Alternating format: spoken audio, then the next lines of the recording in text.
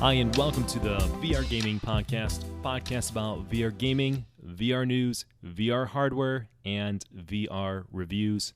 I'm your host, Nick Lane. It's going to be back to you guys bringing the episode number 4. It's been about 2 weeks. I think last time that I connected with everybody, I was headed to an event called Replay FX, which meant I was without VR for a while. But you know what? I'm an addict, so I failed to mention that I have an Oculus Go, which I brought down with me to the event. So while I'm driving down in the car, obviously I'm not driving, I'm the passenger. While I'm a passenger in the car, I had my Oculus Go on, and I had my phone tethered to it. So I was in the car with VR on, and I was watching VR videos on YouTube, like basically VR reviews. A lot of the stuff on Index, because I've been checking in and kind of keeping on top of what's going on with the Index. So, you know, even though I'm not home, thank God for the Go, because it's great for consuming media, and I can feed my addiction. Anyways, the pinball competition was good.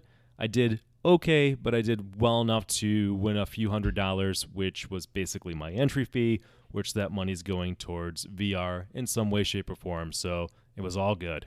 And when I got back, I quickly got my fix. And in the last couple of weeks, some games that I enjoyed playing. One of them was Red Matter, which I'm going to be reviewing in this podcast. And what else did I play? I actually got back into Skyrim last night. It's been at least 3 months, I think, since I loaded up Skyrim. It's just, I love that game. It's just a lot to bite off. And what can happen is you can fall into playing that game and then just don't play any other VR games. I mean, honestly, you can go and buy VR just to play Skyrim. It's that good and it's that engrossing, but then you don't play other games. So I hopped back in, and it's crazy because it's been a while, and I know it's cool in there. I know the immersion's good graphic-wise and this huge environment and this realistic environment. But as soon as it loaded up, I was like, whoa, I forgot how good it looked. Even though it's only been 3 months, that's how good that game is. I love Skyrim. I've been playing Space Junkies still. I find that that's my go-to game when I have like 15 minutes. I'll hop into Space Junkies, and usually I don't have a problem finding games, although last night I couldn't find one in the 5 or 10 minutes I was waiting. But then just the night before, I was playing 6-player matches, so who knows with that. Not so much Pavlov. I played that a little bit. I know that's one of my favorites. I played Final Assault a little bit, and during the Steam Summer Sale, I grabbed like a ton of games back in July, and one of them was A Chair in the Room. I've been wanting to play that game. I've been curious about that game. It came out way back in 2016. I guess there's a remastered version of that, but A Chair in the Room is sort of like this horror game that's less on jump scares and more on atmosphere, and I think I'm like halfway through that. So there will be a review at some point of that, but wanted guys to give you kind of an overview of how I spend my time in VR. And of course, Racket NX. I love Racket NX. There was actually just an update I saw on Twitter today. They added 2 new sets, and basically sets are sort of like the levels or the maps or the configurations that you play on. And they did some things with multiplayer crossplay and fixed some bugs and balancing issues. So good on them for continuing to work on the game. I love that game. That's a little overview. But without further ado, enough of the small talk. Let's jump into the news. What's happened in the last 2 weeks? Well, in my mind, here are the newsworthy events that I feel is worth bringing up, and I'll provide a little bit of commentary on them. So the first event, and today is very timely because No Man's Sky VR released today. So what it is, if you have No Man's Sky, it's just a patch that you download. That's pretty awesome. And it just so happens that if you don't have the game, it's half off right now. The normal price is, I guess, $59.99. It's right now $29.99 on Steam until August 22nd. So if you've been living under a rock and you don't know what No Man's Sky is, it's like came out in 2016. There was some issues with it because it kind of failed to live up to some of the promises that were made around the game. It wasn't a VR game, but it came out on all platforms, console, PC, etc. And it was sort of like this, you can do anything. It's a procedurally generated, huge universe. But it was sort of like, there's a lot of stuff in it, but there's no real game here kind of criticisms. It's not a game that is interesting to me. Like, it's not a game that I go for for my intention purposes. That's not to say it's a good or bad game. It's just not my cup of tea. But over time, my understanding is that they've fixed the game and they kind of brought it up to what it really should be. And a lot of people love this game. And why I'm highlighting this and starting the news off with this is that it's a huge game. It could be the biggest game in VR because of how many people play No Man's Sky and the sort of the positive reception now with No Man's Sky. So it dropped today. PSVR, Rift, Vive. No word on the Quest. They haven't said they're making Quests or not. We'll see. It's probably graphically intense, so that might present some challenges. And again, it's not a game I'm going to get or play, so you're not going to see a review. I can tell you I was curious about it, and I was just looking up some things online, and I guess people are struggling to get it to run well. They're saying it's not optimized well. People with like really good PC gaming rigs, it's just not running that great from a frame perspective, which is too bad because this game is the kind of game that people have gone out and bought VR headsets for. They love this game, and this is the game that made them get into VR and like VR. So even though this is a game that doesn't appeal to me per se, I'm championing it. I want it to do well because it's a gateway drug for many people for VR. So hopefully they get these problems worked out and they get it running smooth, because you don't want the naysayers, this crowd in there, the VR is a gimmick, blah, blah, blah, saying, see, doesn't work well in VR. VR is a fad. It's going to fail, blah, blah, blah. Yeah, those people suck. But anyways, I wish them the best. Hopefully they kind of figure out and optimize it. It's sort of like when Fallout came out, there were issues with it, and I guess it got better over time, but it could certainly hurt the reputation of a game. But with so many people getting it and the fact that this company has been committed to making it better over time, I'm sure they'll get there. I'm optimistic about that. All right, in other news, the HTC Cosmos, which is another VR headset that is due for launch this year. I guess they're saying Q3, so next couple months, I guess. This is a good year. I said this before. It's a good year for VR and good year for VR headsets. I mean, it's nice to have these options. So HTC Vive, if you're not familiar, HTC, if you're not familiar, they came out with the Vive in 2016. I think it was January 2018 they came out with the Vive Pro, which was more or less, it was an upgraded headset, but it was built essentially, or I want to say marketed, but it was built for the professional market, maybe like high-end VR arcades or in the workplace, even though, I don't know, there's sort of like some cross-branding for gaming, but that was for their like professional line. And now the HTC Cosmos is their newest headset, and this is geared more towards gamers, and information is kind of slowly leaking out about it. We still just have basic information about it. One thing that leaked week or two ago was the fact that there's a UK retailer and they mistakenly put it up for sale on their website, and the price on that was £700. So, HTC said it's going to be less than, I think, $900 or less than $1,000, something like that. So a lot of people are saying this is probably the price it's going to come in at. HTC is not confirming. So might have another headset out this year. That's likely. They're saying Q3. It might be $700. And here's some other specs. It's 2880 by 1700 for a 90 hertz LCD screen with inside-out tracking. So HTC is hopping on this bandwagon that Windows Mixed Reality is doing, Oculus is doing, and now HTC is doing with inside-out tracking. That means that the cameras for tracking your controllers and your position in the room are on the headset itself and not external base stations. Again, it's seeming that external base stations are going the way of the dinosaur, even though the Valve Index is still using it. Makes it easier to have inside-out tracking for setting up in rooms and portability, but it's typically not as good as outside base station tracking, right? There's blind spots when the cameras are on the headset. However, this has 6 cameras, which is one more than the Rift S, and is actually 4 more than the Windows Mixed Reality devices, which only have 2. Then again, Windows Mixed Reality pioneered this back in 2017, so we'll see if they catch up and continue to do that. I hope that they do, because I do like their ecosystem, or I should say at least their platform, or at least I do like Windows Mixed Reality and sort of the affordability that they offer, and also the fact that other partners can hop in on that, and you have your choice of headset. So we'll see. I don't know how I feel about the HTC Cosmos. I'm not, dying to see the release, or I don't see myself purchasing it based on that. I'm not stoked about LCD panels in headsets because of issues with black levels. There's games I like to play sometimes. Not a huge horror gaming guy, but if I'm playing a game and it's nighttime, I want it to be dark. Or if I'm in a dark room, I want it to be dark. I don't want it to be gray.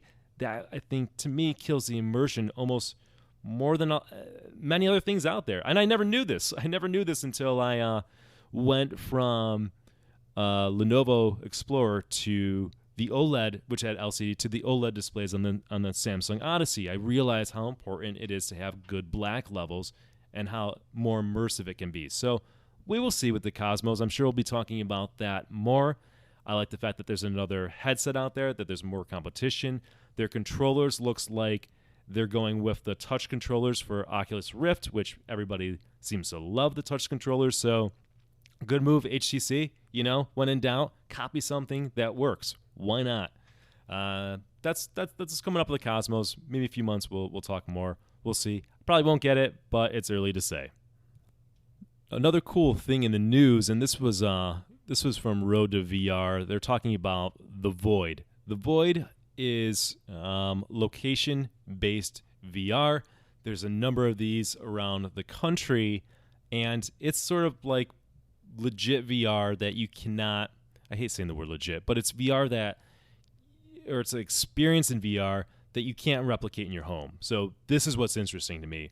See, there's VR arcades or cafes that you can go to, and a lot of these ones that people have opened, they're just using like an HTC Vive or something that you can buy in your home, even though most people don't have computing hardware, don't have a VR setup. So they'll get to experience it out there in the public by just renting it, paying, I don't know, $20, $30 an hour or something like that. But for us at home that own VR and own headsets, we're not attracted to the places that are kind of simplistically using things that the consumer can buy. That's not the Void. The Void is a serious, state-of-the-art VR deal. Let me read to you what Road to VR says about it. Okay, so the article states, and I quote, "The Void offers multi-user VR experiences where players wear headsets and backpacks while physically walking around a stage, which is layered with the virtual reality experience. Real haptics like shaking floors, gusts of wind, and even smells are used to increase immersion," end quote. So this looks really cool. Adding to that coolness factor is that they've gone out and they've licensed real properties, films, IP, etc. So there's a Star Wars experience, there's a Wreck-It Ralph experience, a Ghostbusters experience, and it looks like a original one called Nicodemus, whatever, which is a horror experience.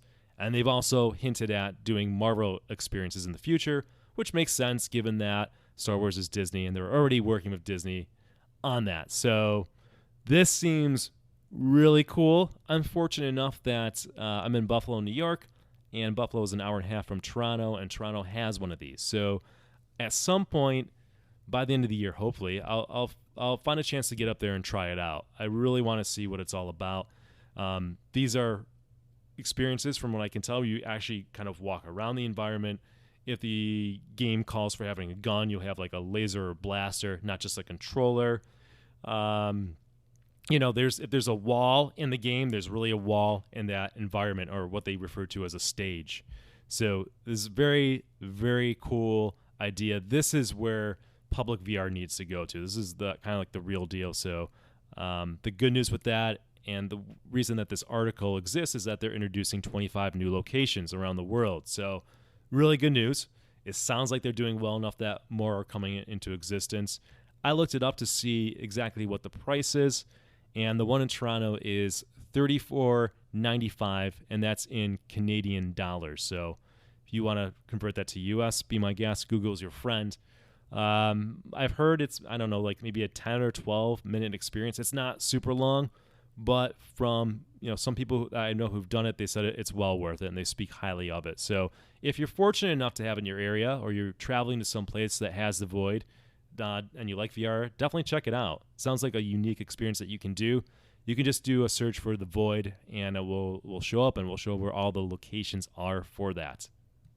Also in the news, a couple weeks ago, Valve announced that they're canceling their Virtual Link adapter accessory for the Index. So this is not going to affect too many people. I won't spend too much time on it. It doesn't change my life for better or for worse. But essentially, there was a link that Valve was making, which kind of condenses, instead of having 2 or 3 cords going to your computer from the headset, it puts it all into one cord, which then gets plugged into video cards. So when I was shopping for a computer last October, the new video cards had just come out, the GTX 2000 series, and I had been waiting for those video cards to come out before purchasing a new computer. And I knew that the 2080 I got had an adapter for these virtual links. So that was a selling point to me at the time. Now, unfortunately, with Valve not supporting it and no other companies I know supporting it, could be wrong there. It just seems like not a big deal at this point. Valve kind of released a statement. Just to summarize, they were just saying that they tried to get it to work, and it just wouldn't work consistently well, so they didn't want to release a product like that out into the market, which good on them. So they did a couple good things. They communicated with people, let them know that it's not happening, and they also explained why, and they were honest, and they didn't ship a product that they're then scrambling to fix. And they also had been taking pre-orders on it, and they gave some Steam credit to people whose orders that they had to refund. So good on them. That's a good move. Now hopefully they can do something with the controllers that they're still having problems with. All right, and last but not least, in VR gaming news, there was an article on Road to VR. If you guys can tell, I like that website. By the way, sign up for their daily emails. You'll get an email. I think it hits my email box like 3 o'clock every day. Fantastic, and that's a good way of keeping up with the news. Rift and Rift S now account for half of headsets on Steam. So Steam will do a survey, I believe it's once a month, and they're able to tell from that survey what headsets people are using. It's not foolproof, because when they do the survey, the headsets have to be plugged in, so not everybody has their headsets plugged in at all times, or maybe they're not plugged in when they're doing the survey, etc. But it at least gives you a rough idea that, Rift and Oculus are really starting to get a share of the market, in the VR market. They're competing against HTC, of course, that's the other big player, but they also have in there Windows Mixed Reality, which is I think last time I looked with this survey, it was 10%, something around there, so not huge. But, Oculus has positioned themselves to win, because they have a headset that's plug and play, name brand, name recognition with Oculus, right? People still have no idea what the hell Windows Mixed Reality is, or that it's even VR. Even enthusiasts might not know that. So you've got Rift S for PC at $399 plug and play, versus the Index, which is $1,000, or versus, HTC Vive, which came out in 2016 and is dated technology, which is, I think they're still selling it for $500. So they are positioned to increase that market share unless something radically different happens. And with the fact that Oculus just released their headset this year, we're not going to probably see anything new from a PC headset for, 2 years is probably a good guess. We're not going to see a new headset from Valve for 2 years. The Cosmos will enter the marketplace, so maybe that will help HTC regain some of that. And then Windows Mixed Reality, I don't see huge growth unless they announce sort of Windows Mixed Reality 2.0, and now there's new headsets on the market that are going to grab the attention of people like me who have not jumped into the Index but want to upgrade from what we have. That's a good opportunity right there. So fingers crossed. I'm still holding out hope for Samsung to release another headset, whether it's for Windows Mixed Reality or if it's for Steam, because I do like their OLED panels. They've got this down. They got this down pat. That's what's keeping me, by the way, from really pulling the trigger on Index, because number one, I want Index to fix their problems, which I've mentioned before, but it's the LCD panel, the black levels. Here's what's gonna happen. I might get Index sometime, maybe when they fix their quality control or the price level comes down, but I'm gonna have to at least keep the Samsung Odyssey, because when I play a game that it's like a horror game and it's darker, or there's games at night, I don't want to use an immersion killing headset in those situations like Index is, and I'm sure Rift S has the same problems because it's an LCD panel. I'm sure Cosmos will have the same problem because it's an LCD panel. So, unfortunately, there's trade-offs with all these headsets. There's not one magic bullet and one obvious answer. All right, that's going to do it for the news. Before we get to the review of Red Matter, and one of the reasons I want to review that game is because it's coming out for Oculus Quest tomorrow. Before we get to that, there was a good video that I watched on YouTube recently, and it's on the YouTube channel called Eric for President. Really like his VR videos because he'll take a subject and kind of share his thoughts on it, and it's usually within 10 minutes. So it's nice, digestible, bite-sized. You don't have to dedicate an hour to watching a video to get to the point. He's succinct. He's well thought out. So kudos to him. Doubt he's listening, but there you go, man. He had a video about basically people saying that they want to have AAA games. Where are all the AAA games? VR needs AAA games. And his point is, stop saying that. We don't need AAA games right now. And he laid out his claim as to why. And I agree with a lot of what he's saying. I think that's one of the reasons that I like his channel. He's kind of very well thought out, and I appreciate his opinions on it. So this is a topic that I've been hearing since I got into VR almost 2 years ago. It's a topic that I think about. I think any VR enthusiast thinks about the lack of AAA games in VR. And I want to kind of throw my hat in the ring and share some of my thoughts on it. There's going to be a lot of overlap with what Eric did in his video, and that's fine. But let's talk about why people want, or why they say that to begin with, why they want AAA games. They say that, I'm guessing, and here's my reason for it, is because AAA games have a level of polish. So AAA games have really good graphics, really good attention to detail, really real, believable worlds, which you take a game like a AAA game, let's say Red Dead 2. Imagine being in Red Dead 2 in VR. That game is super impressive on flat pancake gaming. Now you're in a VR headset where that world feels so alive with all the time, dedication, money, resources that was put into creating a realistic, huge open world. That's what I want. That's what I think people want when they say they want AAA games.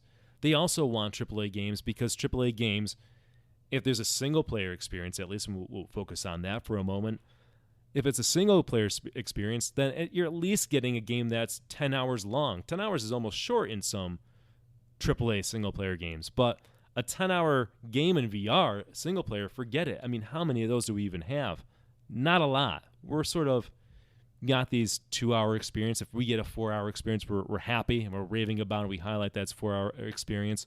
But when people say AAA games, I think that's what they want. You can talk about sound and music, but it's just a level of polish and a level of scope that these other developers and smaller studios or indie developers cannot possibly reach or create in VR. And we know in VR that if we're in a AAA title, how amazing it would be compared to something that somebody's able to build on a shoestring budget with limited time, limited resources, and person power. All right? So that's why people want them. That's why we hear that. What I've always thought, what Eric sort of posits, is that there's downsides to saying, I want to have AAA games. Well, let's think about some AAA games out there. And this kind of speaks to why I sort of got bored of pancake gaming. AAA games are usually games that are safe. AAA games are games that cost a studio just so much money to make that they have to guarantee and get a good return, or it can be devastating for these companies. There's so much time, energy, and resources put into them that they cannot afford to make a game that might be risky, might be creatively risky, might be thinking outside the box. They need a hit, so they've got to play it safe by default.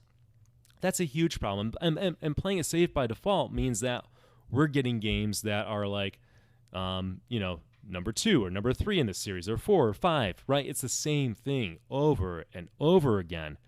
I mean, how many times can they make the same game kind of deal? And that leads to boredom for a lot of us, which is why VR has been a godsend in many ways. So I'll kind of wrap that into it and what VR and how that solves the problem. The other thing with AAA games, and I think this is a good point that Eric brings up in his video, is that AAA games have built in things like microtransactions and loot boxes and all this kind of junk to generate even more revenue, because there is such a need to generate revenue on these games to the point where it might cause harm or imbalance to the game.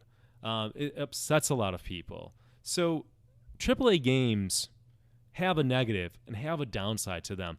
I think VR is going to grow. I think VR is going to dominate gaming at some point. So we're going to have AAA games coming into the space, all right?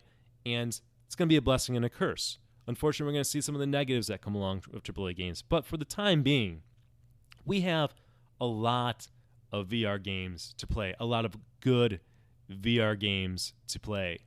And right now on my computer, I have more VR games to play than I possibly have time to get through and beat. I'm sort of overwhelmed by the games I've bought in sales and just have on my computer. There's more games I want to buy, but I can't even get to them. So we're not starving for VR experiences in 2019, not at least in PC gaming.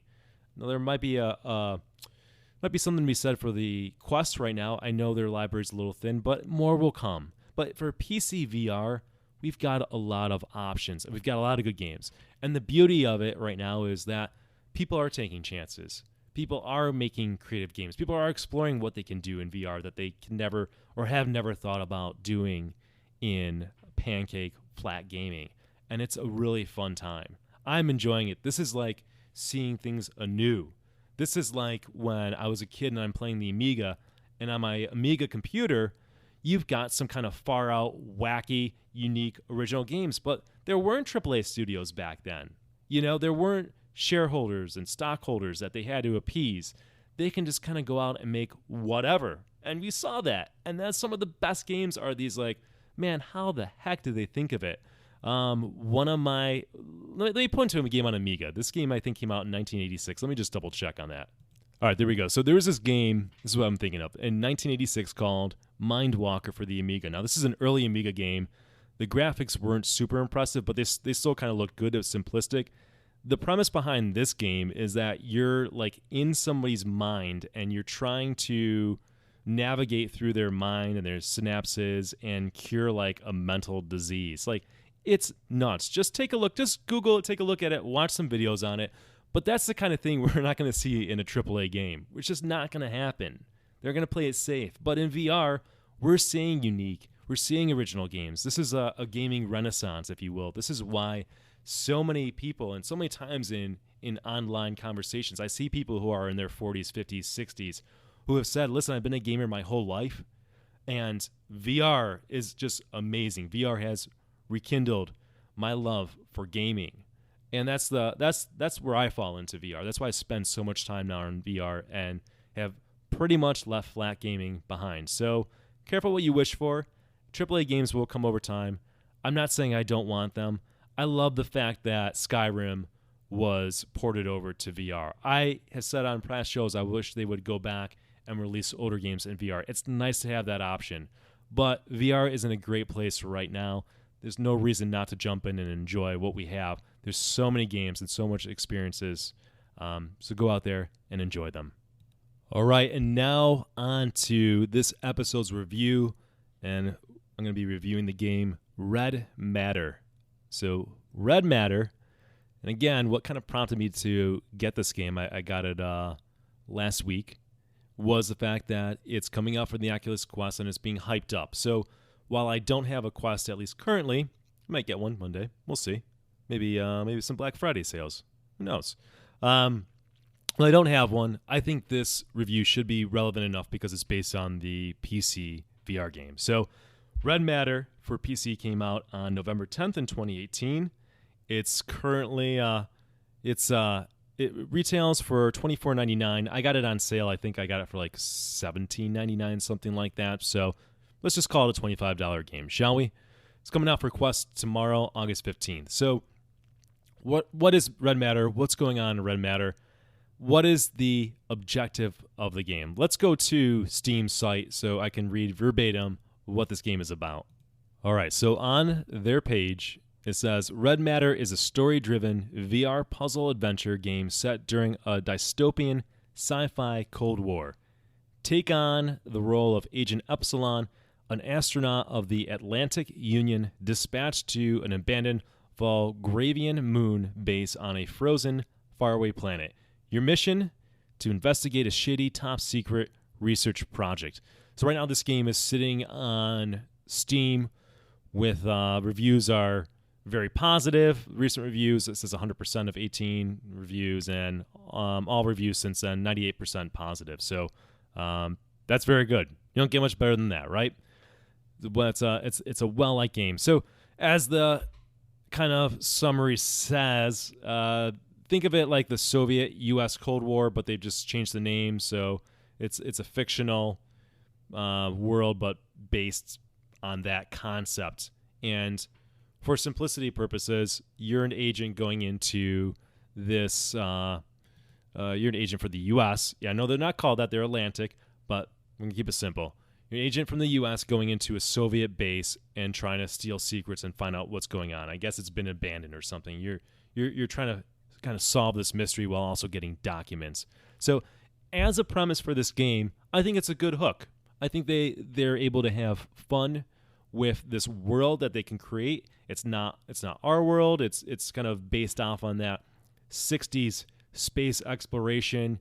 So you're going to see maybe some stylings and technology around that.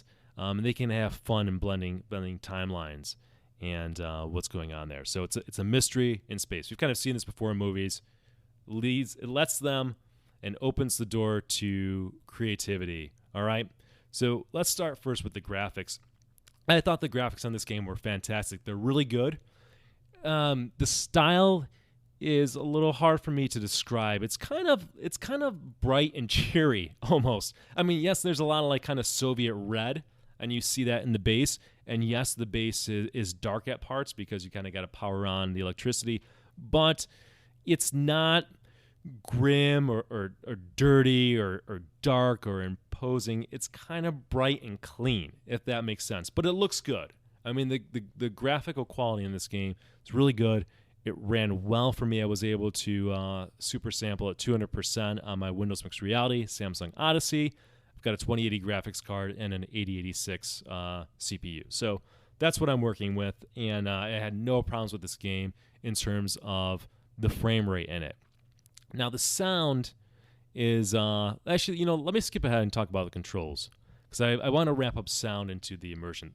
The controls were kind of well thought out. So, traditionally in VR, when you talk about controls, you see your hands, and that's what you see, right? Well, in this, you see your hands, but your hands are gripping these kind of controllers. Well, that's cool because, man, in real life, I'm gripping controllers, and these controllers, like the left one, can bring up this identification reader. So when you go into the base, none of the text, let's call it Russian, right? The text is in Russian, but not really Russian. And you got to hold up your kind of translator up to it, and it will translate the text. So you're doing that a lot in the game. It's the kind of thing that I feel like somebody might be annoyed with, but it didn't really bother me. It was fine. It's like in the old school adventure games, if you have to click like the look at button, it's sort of like you're doing that for real. But that's like what your controllers is in one of the controller tabs. Then you hit another tab, it brings up a flashlight. Another tab, it brings up like another claw to grab and interact with things. And then your right one is basically a claw or things for movement. And movement in the game is the kind of the two default options. They do have smooth locomotion, although it wasn't as well implemented as in some games because it's kind of weird. In my controller, I had to push down on the trackpad, and that would make me like move in whatever direction my controller was facing. So it's controller based. I think you might be able to change it to head, but it was controller based. So it's weird to push down to like move forward, but that's what you do. You push a button and you move wherever your controller's going. So I guess you can move backwards if you want to twist your hand backwards and push down on the thumb pad, which is a little weird, but hey, they have smooth locomotion, so I'm at least happy about that. I will settle for that. In an ideal world, they would have mapped it on the Windows Mixed Reality controllers to the joysticks, which you might be able to do on key bindings, but that's not by the default. It's not in the options, so we're just going to stick with that. The other option by default is you can kind of it's sort of like teleporting, but not teleporting. It looks like you're going to teleport because you hold down the pad like forward, and it will indicate where in the space, like a circle, where you would go. But then you kind of like leap from the ground and you kind of move forward there. So again, maybe there is like instant teleportation or something like that. But the way the game wants you to do it is to kind of just you float and teleport through the air, and you physically are doing that. Your player's physically doing it. It's not like you blink and you've teleported. So I think the controls are okay. I found myself most of the time using the free locomotion. The character doesn't move too fast doing that, so if I needed to cover a lot of ground, I would just use kind of that like beaming teleport, beaming like jump from one space to the other mechanism. It's fine. Controls are fine. I like the way they handled the creativity with the hands and holding something. It's good. Not the best thing I've ever seen, but gets the job done. All right, let's talk about sound and wrap it up into immersion, because I think that the game has high points to this, and I'm going to save the high point for the last thing here. But one of the low points to me is the sound in this game. There's always some music going on in this game, and I think the music is looping pretty regularly. I don't know how to describe it. It's kind of cheery, kind of spacey, kind of like mysterious sci-fi, but it's not. The music is not terrible, but the problem is it doesn't make for an immersive experience. So think about the premise of this game. You are on a planet, potentially by yourself, entering an enemy space base. Something happened to the inhabitants in that space base who are also your enemy. Shouldn't you be a little creeped out by that? Shouldn't you be a little bit worried by that? Shouldn't you want to almost proceed with caution? Well, there's nothing in the music, at least 99% of the music that is playing through, that helps convey that feeling. And I had a really hard time getting immersed in this game, despite the fact that it looked good, and despite the fact that I wanted to kind of play it through to get to the end of this mystery. It just sort of failed, I think, and I thought about this a lot. I think it failed on a sound level. Maybe it needed no music, or maybe the music needed to be better. And there are some, I don't want to spoil this game, I'm trying to be careful. There are events, or there are a few moments in this story that's punctuated by an event where the music will dramatically change and convey like kind of this what the heck is going on moment. And that's good. The problem is that it's too far in between, because the rest of the game, the other 95% of the game, I was just not feeling like I'm in the situation I should be in. I should be apprehensive. I should be a little scared. And here's an experiment. If you played this game, or even if you haven't played this game, I hope to convey this to you. So afterwards, or during when I'm playing this game, I took a break and I played Doom 3 BFG, game that came out in 2004. Awesome in VR. I'll talk more about it sometime. I keep on threatening to do that. But this is a game where you're in this space station that's gone to hell, right? And granted, there's enemies that pop out, and that's a scary thing. But even when there's no enemies on the screen, the atmospheric sounds, like the pressure of valves or gas or clanking of the metal grates that you're walking on, there's always some ambient noise. And I don't even know if there's music per se in the game. It's just like low-level ambient noise that you're in this place all by yourself, all right, save for some monsters, and it is freaky, man. You should be afraid. And normally there should be more vibrance and activity, and in this base that you're in Red Matter, you might be by yourself, but that should be creepy. noises that you normally wouldn't hear when there's a lot of people around. When you hear them like a vent, that should come off as creepy because, man, I shouldn't be able to hear that. What's going on kind of deal. I should be on the edge of my seat. And while I understand this game might not be going for pure or hardcore horror, it should help me be immersed in the situation that's really happening, and I just couldn't do it. So, what ends up happening in this game, and this goes into, my section that I usually talk about is last ability, but I was motivated to continue playing this game because I wanted to see what is happening in it. So the story, the mystery unfolds as you kind of progress through puzzles and solving puzzles. And a high point of this game is certainly the puzzles. I think the puzzles were well thought out. So you might enter like a room, and usually you can't progress to the next room. It's sort of like an escape room until you solve some puzzles. But the puzzles are tied into like opening doors and going into the next room. So there was never a puzzle that I did where I'm like, wait, that's the solution? I never had to search on my phone. There were some that took me a little bit more time.